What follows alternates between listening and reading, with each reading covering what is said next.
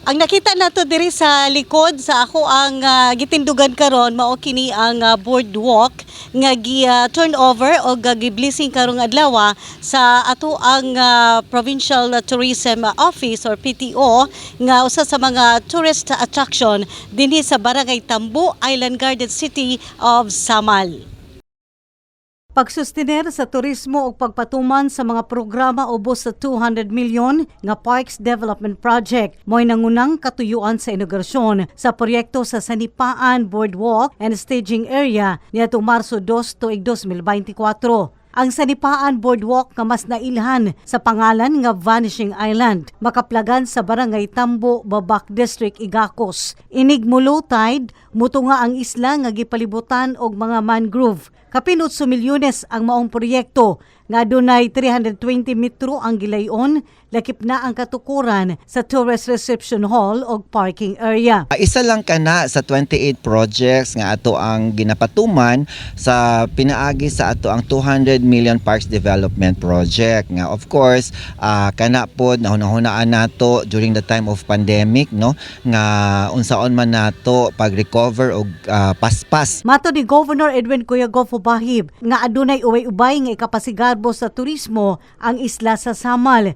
nga siguradong makapaaghat sa mga dumuduong lokal man o langyaw labi na sa gayon nga mahumana ang Samal Island Davao City Connector Bridge. Tungod niini, ang ngayan gayod nga ianda ang katawhan nga mamahimong responsable sa mga waste disposal, pagpaghinlo sa palibot o maabi-abihong pamatasan sa pag-atiman sa mga turista. Samtang gikadismaya ni Governor Bahib ang mausab nga sentimento ni Igacos Mayor Al David Oy ang may tungod sa suliran sa mga basic utilities labi na ang di kasaligang kuryente nga labing gikinahanglan sa pagpalambo sa turismo. Basic utilities kasi sinasabi ko ito, even ang water, itong mga basic utilities is a part of our development and attraction in our tourism projects. Kasi kung pangit ang tubig, after mag-swimming, walay pangligo o kulang ang tubig nga mainom, problema na. Lalo ng kuryente. So, ang tulay na ana, so nothing to worry about. Ang problema na lang yun nato, gisulti na bang yun ni Gob, Ginoo ko ang kuryente. Kana na lang yun ang problema unta. Sa pikas bahin, mapasalamato ng mga opisyal sa barangay kumikan sa pagsuporta sa kalambuan sa Sanipaan Marine Park. So, ang among Sanipaan Marine Park, ginadayo na gyud na siya mga turista.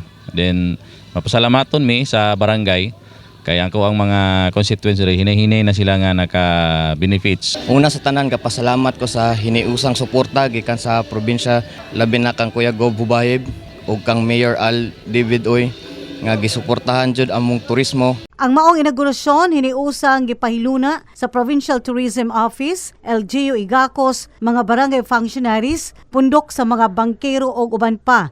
Gitambungan kini mismo sa gobernador kauban si board member Helen May Diskaya, Igacos Mayor Al David Oy, Vice Mayor Lemuel T. Suriro Reyes, Provincial Tourism Officer Noel Dakiwag, Barangay Captain Janel Montes, mga konsehal sa Maong Baryo o Reverend Father Ricky Peñalosa. Para sa Bayan, Lorna Tripoli, 1W News.